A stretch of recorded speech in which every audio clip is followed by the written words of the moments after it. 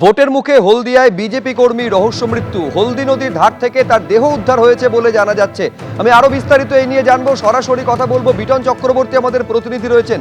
Vuitton, কি জানতে পারছো? এই বিজেপি কর্মীর মৃত্যু হলো কিভাবে?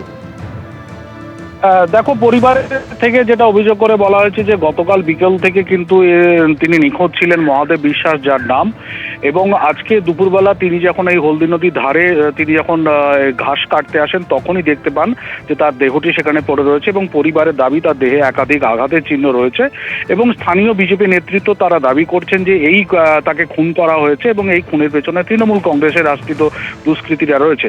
যদিও তৃণমূল কংগ্রেসের তরফ থেকে কিন্তু সেই অভিযোগ অস্বীকার করা হয়েছে এবং তাদের বক্তব্য যে কি কারণে মৃত্যু হয়েছে সেটা ময়নাতদন্ত রিপোর্ট হাতে এলেই বোঝা যাবে। পুলিশ কিন্তু ইতিমধ্যেই দেহ উদ্ধার করে নিয়ে গেছে এবং ময়নাতদন্তের জন্য পাঠিয়েছে।